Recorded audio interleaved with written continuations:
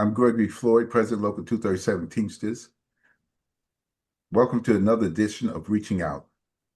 Back again, a very special friend and guest, Senator Kirsten Gillibrand of New York. Kirsten Gillibrand was first elected to be elected to the House of Representatives in 2006 and appointed to the U.S. Senate in 2009.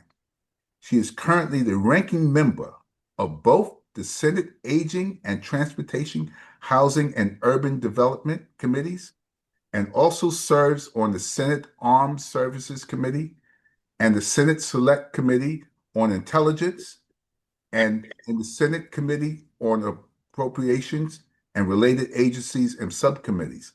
Among her many accomplishments, in just her first term, Senator Gillibrand led the effort to repeal the discriminatory practices of Don't Ask, Don't Tell, which banned LGBTQ people from serving openly in the military.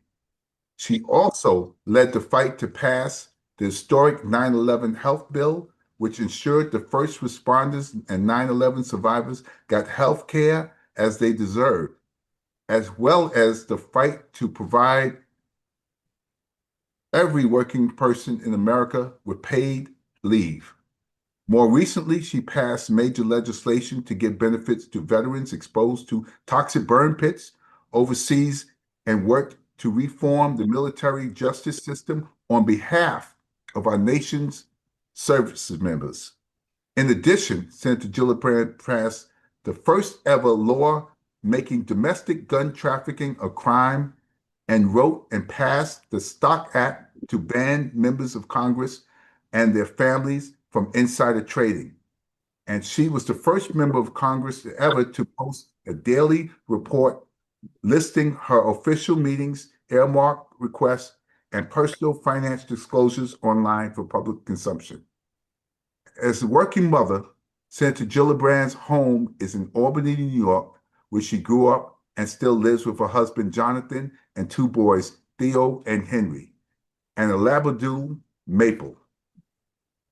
Welcome back to Reaching Out. Thank you, And Greg.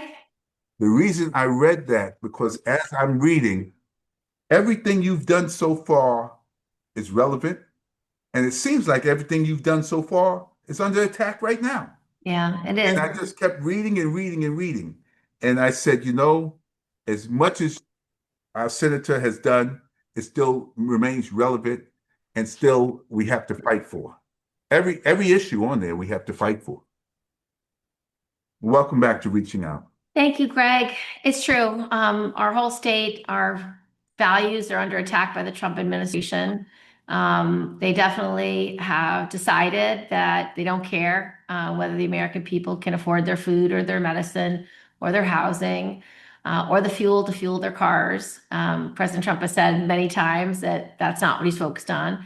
And what's really a shame is that he really promised when he ran for office that he would be a peacetime president and one who would invest in Americans and getting their costs down. And so that's been deeply disappointing for New Yorkers. He is attacking LGBTQ equality. He's attacking education. He's attacking healthcare, Medicare, Medicaid, and Social Security, all the social safety nets that we fought for. And he won't invest in housing, and he won't invest in transportation. And those are the things that I am in a position now to actually get real investments on. So he really has tried to undermine New Yorkers and their ability to provide for their families. Well, I say this and I have to say it. We had the World Cup come to the United States. And unfortunately for the World Cup, everything that our President Donald Trump touches gets destroyed. He touched that FIFA Cup, and now they're looking to destroy it. His son-in-law is looking to get $20 billion in investors to come. You don't need investors for the FIFA World Cup. The World Cup stands on its own. Yeah. Now, the countries is talking about they're going to boycott it. So there it is. He's ruined soccer. Well, it's really not Yeah. It's not outside of what he's been doing. I mean, No, he he's consistent. cut the food stamps. He wants to defund Meals on Wheels. He's cut early childhood education. He wants to defund NIH grants. He wants to remove the Department of Education. He's really having an all-out attack on working people. And so it's very frustrating that things that used to work so well and really help people have been undermined so severely. Yeah, and it reminds me of Rick Wilson's book. The title says it's all the same. Yeah. Everything Trump touches dies, Yeah. and that is says it all. Well, Uh, actually, he said, Greg, he said several times that um, he really thinks the federal government should only pay for war.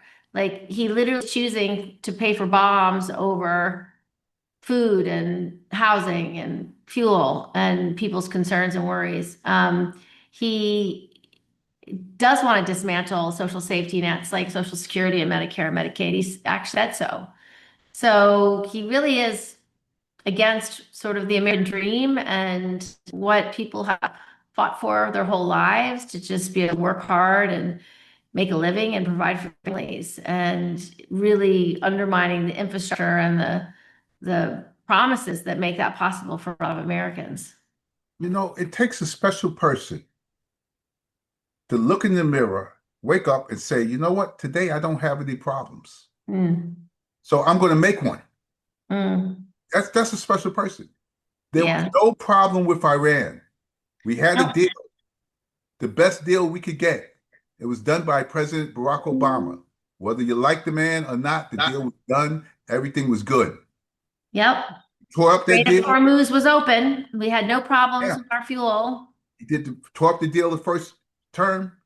The second term coming around, he's actually finishing it, and I'm just looking. It's just nothing but chaos. What do you mean we can't go in there for 4 days like Venezuela? Yeah. No, you can't. There's a reason why the American presidents have not gone to war or had these outbreaks with Iran in Yeah. over 45 years. There's a reason for that. Yeah. Now he knows the reason. Yeah, he has no exit strategy. He had no strategy to begin with. He had no plan. No, And this is a chaotic war that he can't seem to end.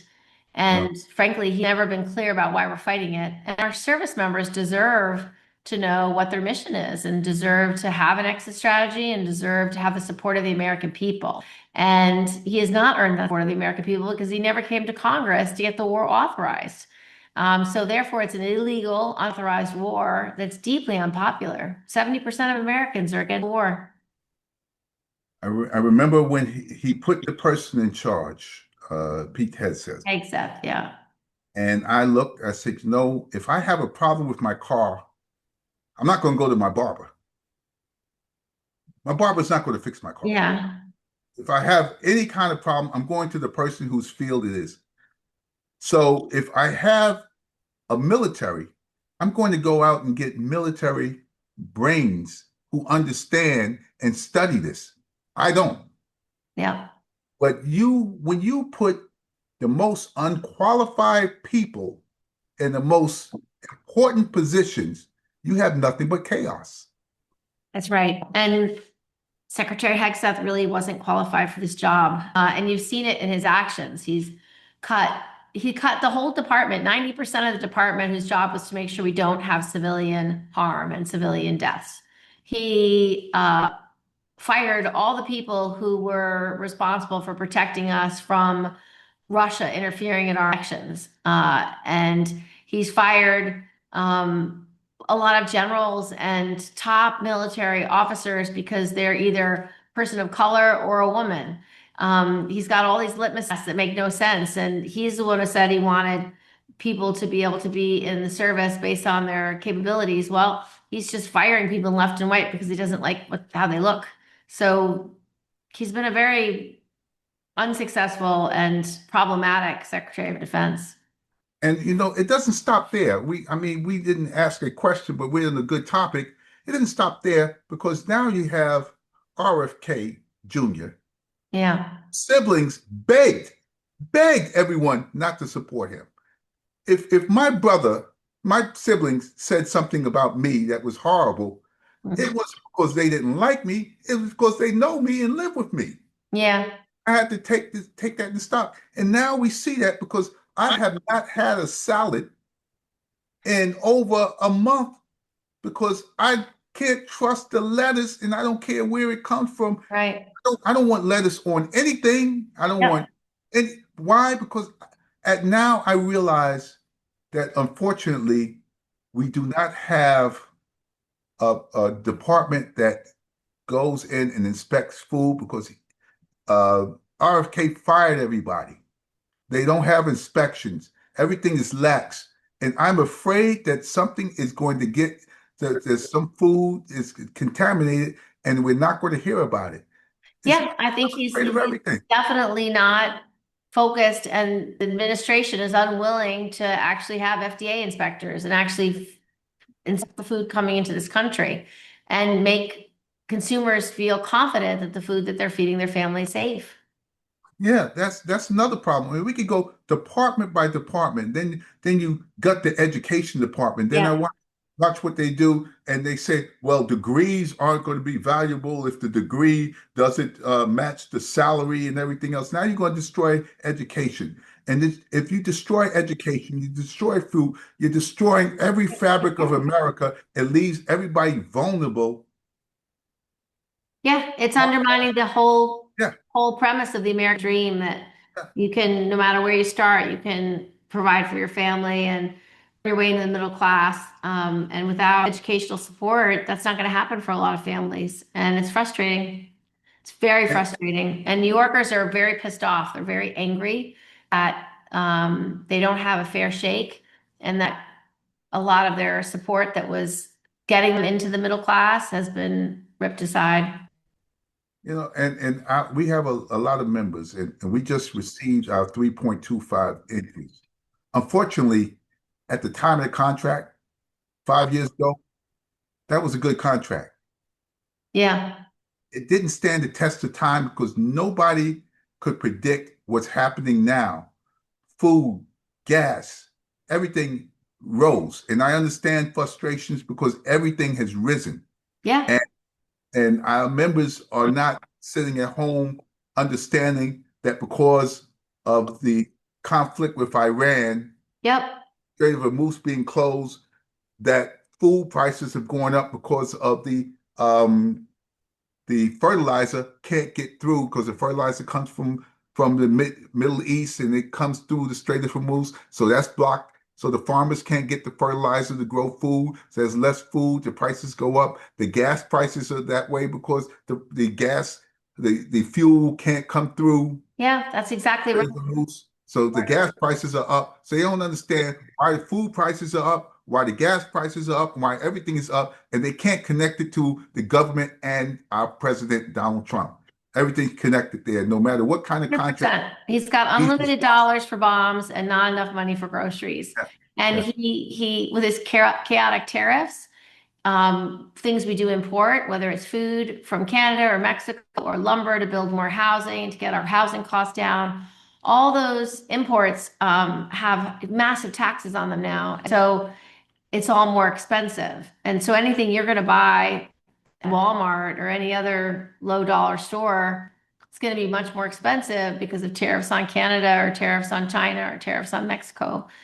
So the chaotic tariffs on top of a war that's costing us billions of dollars. And all the while, Trump continues to do tax breaks for his billionaire buddies while he continues to fund a war at $1 billion a day. It's shocking. I don't know where his priorities are, but they're not consistent with what he told America. Yeah. And see, the average American doesn't understand or realize what is going on. All they know is they can't pay for things. Mhm. And it's cause and effect. They don't know, they know the cause, but they don't know what I mean, they know the effect, but they don't know what the Right. cause. And there are very few outlets left that actually speak about what's going on. Yeah, it's Uh, true. there are networks being bought out and silenced, Hmm. reporters and journalists being silenced if they speak Yeah, up. They're that's being true. fired. And attacked and Yes. making them disclose their sources and sued, Mhm. serve subpoenas at their home. It's pretty outrageous. They Um, have to back off those things, but the intent is there. The intent is to intimidate, yes, it is. not to be successful. It's to intimidate. Well, one of the things that is good news is despite Trump and his administration, we've been able to work across the aisle with some Republican senators to actually help people. So we worked hard to get the money for the 9/11 health bill, and we've had good allies to get that money in so people can get their cancer screenings and that no matter what diseases they get, they will be covered.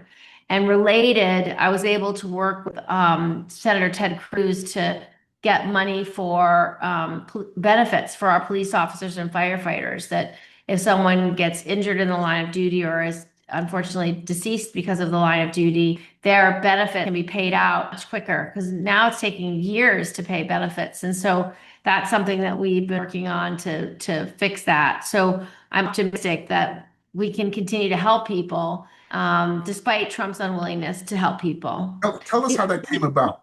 Yeah, well, Senator Cruz and I, we tend to work across the aisle when it helps first responders or our men and women who serve in the military. And so we were able to find common ground because it's disgraceful that people who have passed or are disabled because of their duty, they aren't getting the resources they need to feed their families. And so we just agreed. And so we've put that bill together and it's just an example of how to outmaneuver the Trump administration by finding common ground with Republicans to actually put bills on the floor. So hopefully we'll get a vote on this sooner than later because we think we can get this done in this Congress.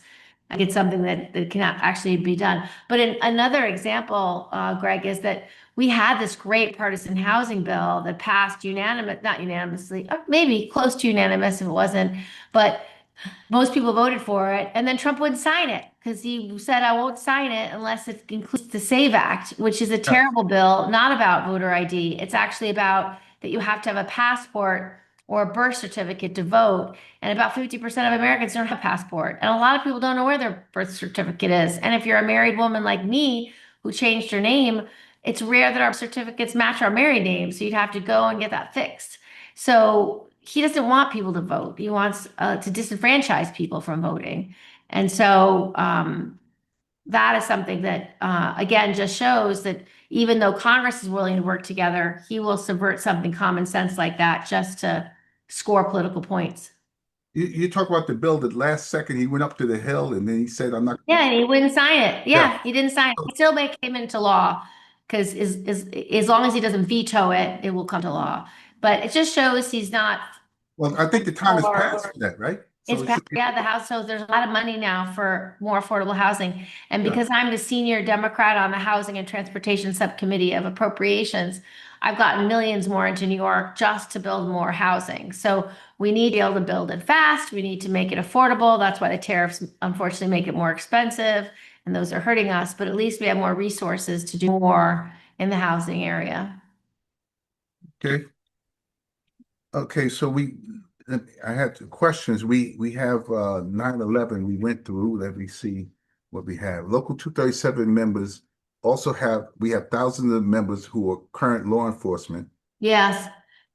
And they are eligible for the 9/11 health bill. So when they do get sick, they should register anyway. Everyone should register for the program so that they're being monitored. So if anything happens that that's unexpected, like start getting a heart issue or a respiratory issue, or even headaches or any type of issue that is unusual for you, you should definitely be monitored because if your exposure to those toxins that were released on 9/11 have affected your health, you can get all the health care needed to protect your body and protect your health. And you can get compensation if you do get sick. But you have to have worked on 9/11 Yep. 2001, not the Yeah. current year. So If we you were there or lived at ground zero afterwards, because if you remember, the smoldering pile was releasing toxins for months. months, half a year. Yeah, very much so. I lived downtown. It wasn't downtown, it was like I lived on 39th Street. But even on 39th Street, you could smell the toxins Yes. for, I'd say 6 months. You could smell it. It was really, really noxious. So we mentioned that you are a ranking member of the Transportation, Housing, and Urban Development Subcommittee. Yes. Uh, we just spoke about what you did with the subcommittee. Can you just Yeah. go over? Talk a little more. Yes. Yeah. So being on this committee allows me to advocate for more resources to get money into our state. So when you talk to any New Yorker, nobody can afford their housing. If they don't own a home that they bought a long time ago, they definitely can't afford to buy a house. And to find a rental unit that's affordable is really difficult. It's very hard to find affordable housing in New York City, but also the whole state, Greg. I don't know if you know that, but like there are, no matter where you are, even in upstate New York or in Long Island or Western New York or the Southern Tier, it's expensive everywhere. So one of the things that I want is getting more money for housing, but I'm also going to get more money for the New York City Housing Authority, NYCHA. If you've ever like followed the NYCHA debates, people are living with vermin and mold and Yeah, I remember working that. Yes. terrible, terrible conditions. And that's a disgrace. No one should have to live in subpar housing, especially if you're lower income and need the benefit of public housing. They shouldn't be offering subpar, dangerous, or housing that will make you sick.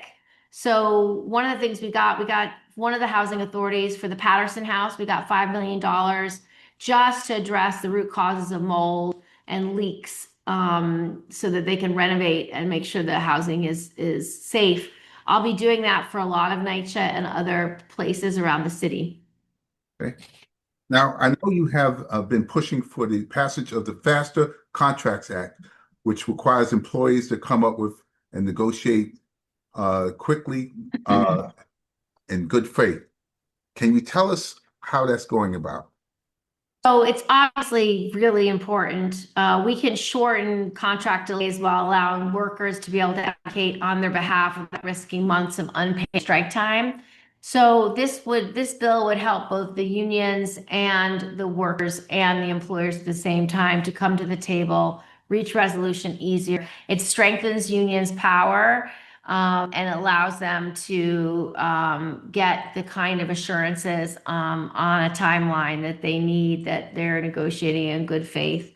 So we think this is a way to expedite the process of newly organized workers to secure their first union contract. Really important that when you have a new company and you've got workers that want to organize, that they can do so expeditiously. Right now, the National Labor Relations Act um, allows negotiations on forever. So we require that they have to be able to begin their negotiations 10 days after a vote to form a union, and that if you don't complete that, you could seek mediation through a third party if an agreement is not reached in 90 days. It just will allow more people to unionize more quickly without all the delay tactics. I mean, I heard from one union that they were sued so many times that the lawyers delayed their contract over 2 years, just constantly delaying it through legal means. And that's just the baseline strategy. And that's not good. That's not acceptable. So this bill would eliminate that constant pressure of having these attorneys delay all organizing when you're a new union. Thank you. And thank you for all the good work that you've done. Thank you. Thank you for your leadership, and thank you for having this radio show. I really appreciate the chance to be on it. You may have been on at least 7 or 8 times, but Yes, thank you, Greg. I always taking appreciate time from the seeing you, and schedule to we'll come back. maybe this summer we can get lunch again. Oh, I would love that. I would love that too. If you're here, I'll be there. Here, we figure out the schedules either here or Washington. We love to have. Great. Well, you're welcome anytime you're down in DC for business. Unlimited invitation, but I'll get you near your house too. So I'll come visit you. Appreciate it. All right. Thank you. God bless. All the time we have for this edition of Reaching Out. I want to thank our Senator from New York, Senator Kirsten Gillibrand. Thank you very much for Thank you, coming. Greg. Take care. Bye.